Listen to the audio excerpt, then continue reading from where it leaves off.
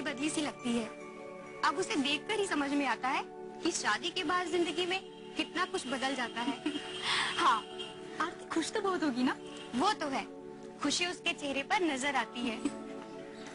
आज मैं भी तेरे साथ चलूंगी और आरती से मिलकर आऊंगी। हाँ, चलते हैं ना। वैसे भी मैंने तो मैम से भी पूछ लिया है। और मैडम आरती से मिलने के लिए तो मना करेगी ही नहीं।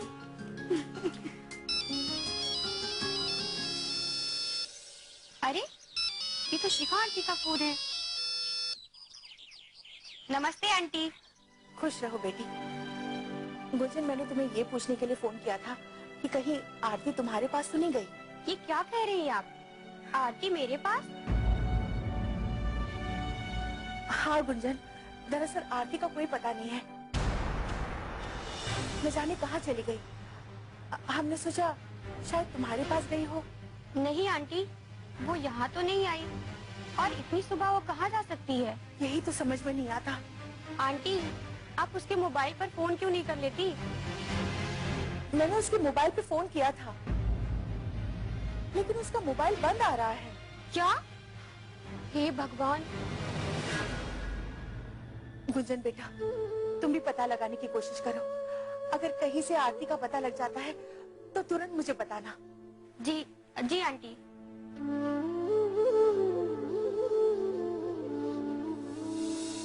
क्या बात है गुंजन? आरती के बारे में ऐसे क्या बात कर रही थी? ज़ैनब, आरती का कहीं पता नहीं है क्या? हाँ, अभी हम लोग आरती से मिलने जाने की बात कर रहे थे और आंटी बता रही थी कि आरती का कहीं पता नहीं है। और यहाँ तक कि उसका मोबाइल भी स्विच ऑफ है। आरती इतनी सुबह अकेली कहाँ जाएगी? यही तो सब लोग सोच रहे होंगे ज़ैनब। कहीं ऐसा तो नहीं कि इसके पीछे बात कुछ और हो?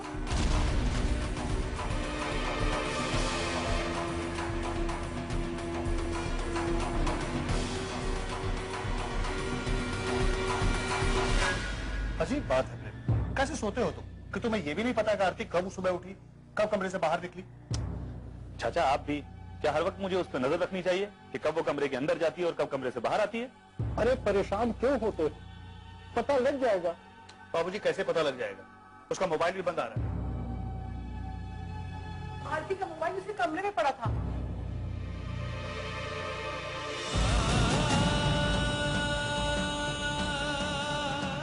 वो मोबाइल भी लेकर नहीं गई, इसका क्या मतलब है? ऐसा भी हो सकता है कि मोबाइल ऑफ हो गया हो, इसलिए घर पर छोड़ के चली गई।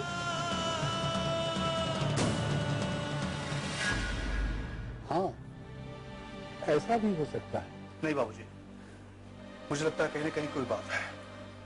भाभी, क्या हो, कुछ पता लगा? नहीं, मैंने गुंजन से बात की। वो कह रही थी आरती वहां भी नहीं पहुंची।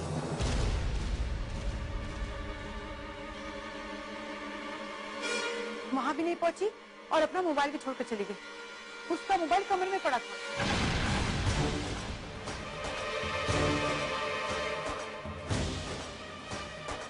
वही एक जगह थी जहां वो जा सकती थी।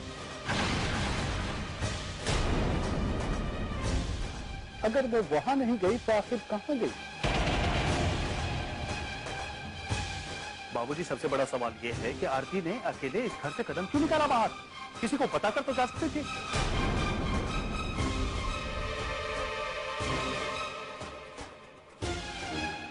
भाभी को बता देती, मधुरिमा को बता देती, और कम से कम वंदना को तो बता के जा सकती थी, उसे साथ ले जा सकती थी।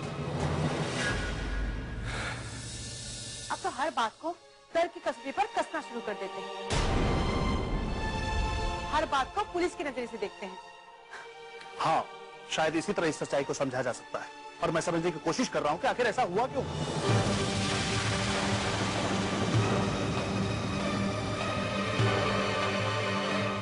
शायद इन सवालों का जवाब किसी के पास नहीं होगा। तुम ठीक कह रहे हो बेटा, शायद इन सवालों का जवाब किसी के पास भी नहीं होगा।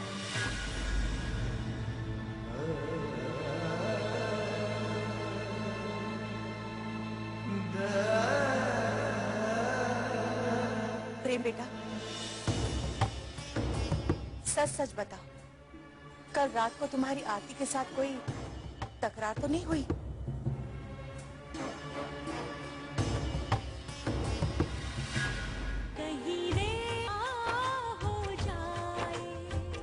तकरार? मेरी उससे क्या तकरार होगी माँ? हाँ, कहीं ऐसा तो नहीं कि तुमने उसे कुछ कह दिया हो और उसके दिल को ठेस पहुंची हो?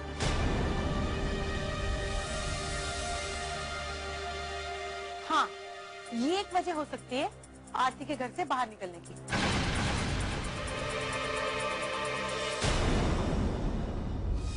नहीं, ऐसी कोई बात नहीं है। आरती से मेरी कोई भी तकरार नहीं हुई।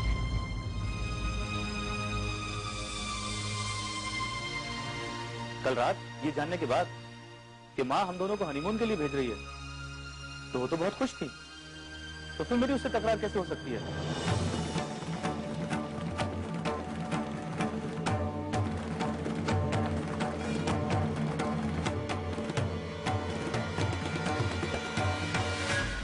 तुम क्या सोच रही हो बहू? बाबूजी, पहले भी एक बार ऐसा हो चुका है कि आरती सरस्वती जी का घर छोड़कर गांव जाने के लिए निकली थी। लेकिन बाबूजी, हालात उस वक्त कुछ और थे।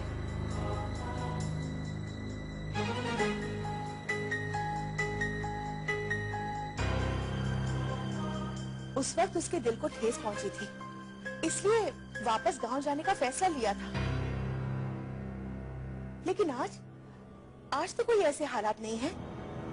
आप ठीक कह रही हैं माँ, लेकिन उस वक्त की बात और थी। उस वक्त आरती शहर में अकेली रह रही थी और उसका इस शहर से कोई रिश्ता नहीं था। लेकिन अब ऐसा तो कुछ नहीं है। लेकिन वो अब इस घर की बहू है। इस घर के साथ इस शहर से भी उसका रिश्ता है। इस घर को छोड़ के जाने के बाद भला आरती कैसे सो सकती है? देवर जी, अब आरती को ढूंढेंगे कहाँ? मुझे लगता है इस मामले में हमें पुलिस की मदद लेनी पड़ेगी। नहीं बेटा, इतनी जल्दी फैसला करने की जरूरत नहीं। क्या पता बहू वापस आ जाए। हाँ देवर जी, पहले हम खुद उसे तलाश करने की कोशिश करेंगे। अगर ऐसा लगा कि आरती के साथ कुछ अनहोनी हुई है, तो हमें पुलिस की मदद तो लेनी ही पड़ेगी। लेकिन मैं तो कुछ और सोच रहा हूँ भाभी, कि कल धनंजय हॉस्पिटल से डिस्चार्ज हुआ और आज आरती गायब हो गई। इसका मतलब क्या है?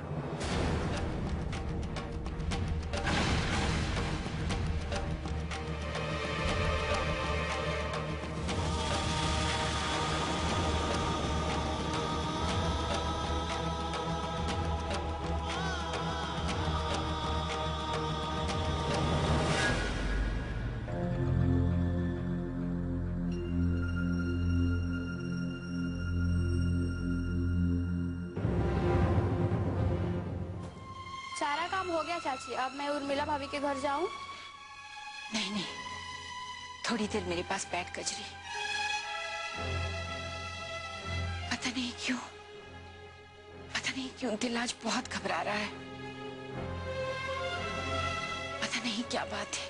आप तो पूरा दिन घर में अकेली रहती हैं, दिल तो घबराएगा ही। लेकिन ऐसा रोज तो नहीं होता। पता नहीं आज ही ऐसी क्या बात है। स्वाति, अखबार में खबर छपी है कि वो धनंजय जो कोमा में पड़ा था, उसे होश आ गया है। क्या? यही वो गद्दार है स्वाति, जिसने देश की सुरक्षा के साथ समझौता करके दौलत कमाई है।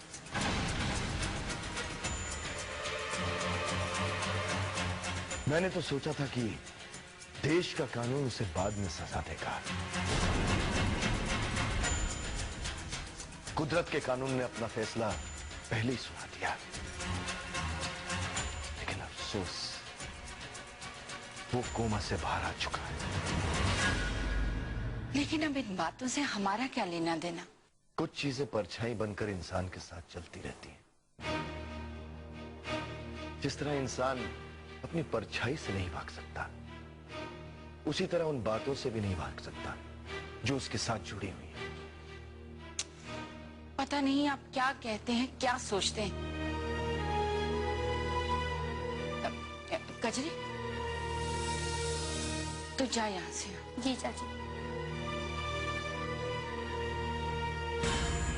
स्वाति, जब इन सारे मामलों पर सोचता हूं तो लगता है पता नहीं कुदरत हमारे साथ क्या खेल खेल रही है। कैसा खेल? ये खेल नहीं तो और क्या है स्वाति।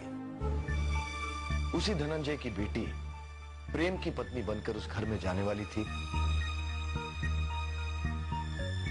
जहां आज हमारी आरती पहुंची है। आज धनंजय की बेटी की जगह हमारी आरती उस घर की बहू है।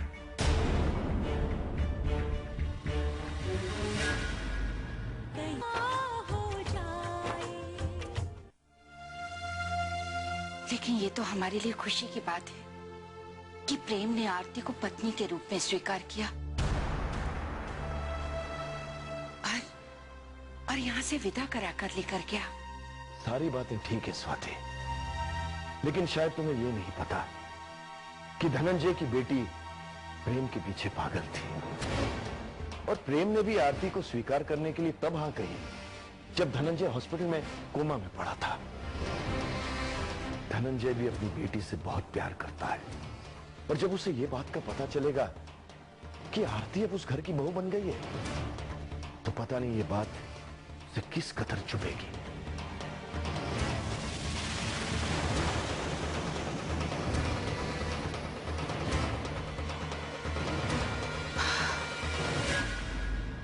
प्रेम ने धोखा किया है तुम्हारे साथ। उसने सिर्फ तुम्हारे साथ ही धोखा नहीं किया है, उसने मेरे साथ भी धोखा किया है। उसने वादा किया था कि वो तुम्हें अपनाएगा और मैंने भी खुद से वादा किया था कि मैं तुम्हें प्रेम के घर की बहू बनाऊंगा। जाने दीजिए पापा, गुजरी हुई बातों के पीछे भागकर क्या हासिल होगा? हासिल होगा मोहिनी, जो मैंने सोचा वो हासिल होगा। मैं हारना नहीं सीखा और अगर ये कोई सोच रहा है कि ये सब कुछ जानने के बाद मैं हार मान जाऊंगा तो ऐसा नहीं होगा। ये उसकी गलती है। सच तो ये है कि अब पूरा परिवार हमसे सिर्फ नफरत करता है।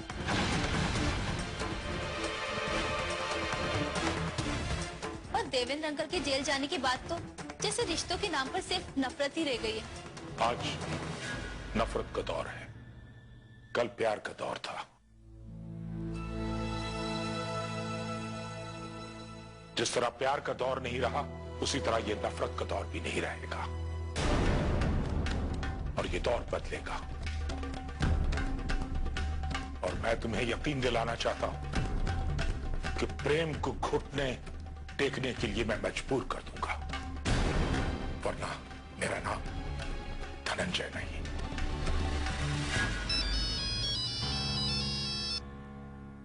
हाँ वंदना, बोलो। मुबारक हो मैम साहब, मान गए आपको। आप जो चाहेंगी वो कर सकती हैं। तुम ये क्या कह रहे हो? मैं क्या कहूंगी मैम साहब, मैं तो आपको मुबारकबाद देना चाहती थी। आपके लिए खुलने वाले रास्ते तो मुझे भी नजर आने लगे हैं। मानना पड़ेगा मैम साहब, आपने तो मुझे भनक भी नहीं लगने दी। किस रास्ते की बात कर रही हो तुम? और ऐसी कौन सी बात हो गई कि मैंने तुम्हें भनक नहीं लगने दी? इतनी बड़ी बात हो गई है, प्रेम से आपके घर में हलचल मची हुई है।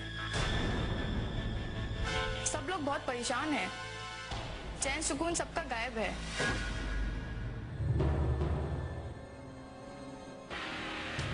सबको पता चल चुका है कि आपके पापा हॉस्पिटल से वापस आ चुके हैं। लेकिन आज जो हुआ, इतना बड़ा कदम इतनी जल्दी नहीं उठाना चाहिए था। तुम कहना क्या चाहती हो? जो भी कहना है साफ साफ कहो। कल रात से आरती मैम साहब का कहीं पता नहीं है। घर के सारे लोग परेशान हैं। क्या? आप ये सुन के हैरान हो रही है, जबकि मैं ये सोच रही हूँ कि इस काम के पीछे आप लोगों का हाथ होगा।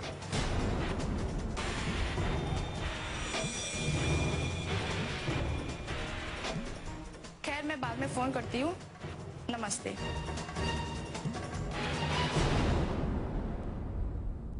पापा, कल रात से आरती का कुछ पता नहीं। कहीं इस सब के पीछे आपका हाथ तो नहीं?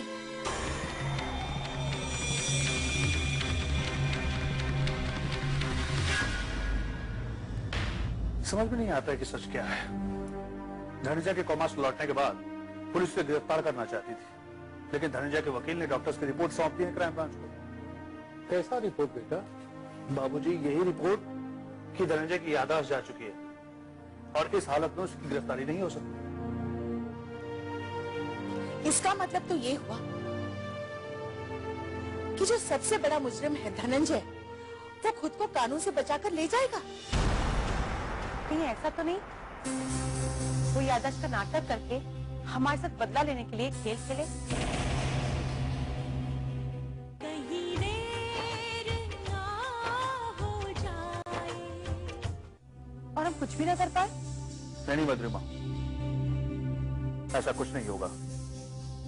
अगर आरती के गुम होने के पीछे धनंजय का हाथ हुआ ना, तो उसे पछताना पड़ेगा।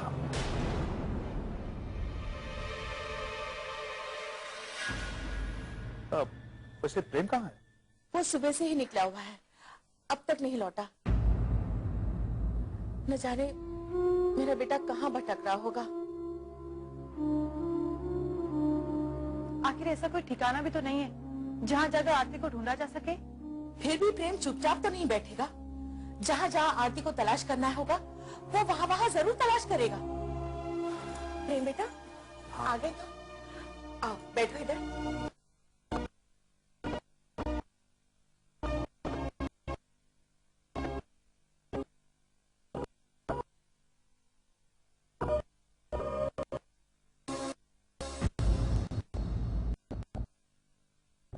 हिम्मत से काम लो बेटा, हिम्मत से काम लो। हाँ प्रेम, ऐसे मायूस होने से काम नहीं चलेगा। आरती का पता तो हमें ही लगाना होगा ना।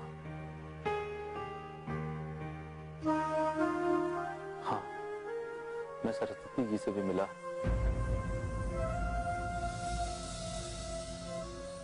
आरती को हर जगह तलाश करने की कोशिश की, लेकिन आरती का कहीं कोई पता नहीं चला।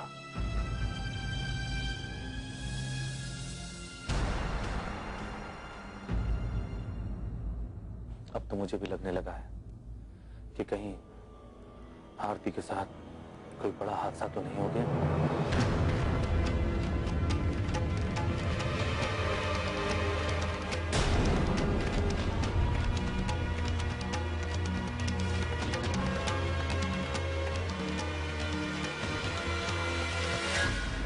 नहीं नहीं बेटा, ऐसा नहीं कहते।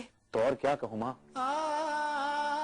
आरती को इस घर से ये जमीन खा गई या आसमान?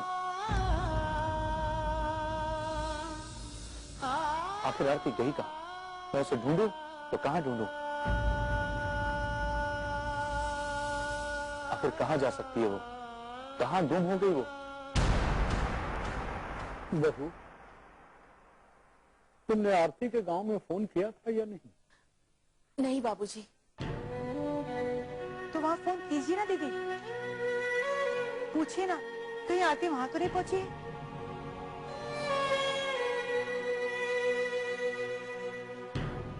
मधुरिमा, आरती यहाँ से गांव क्यों जाएगी? और अब तक मैंने उनसे इसलिए बात नहीं की क्योंकि वो लोग ये बात सुनकर घबरा जाएंगे।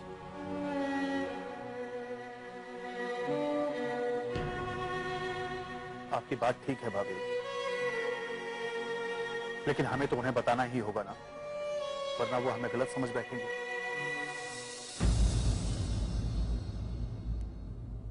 हमें ये जरूर बताना चाहिए कि आरती न जाने कहां गुम हो गई है।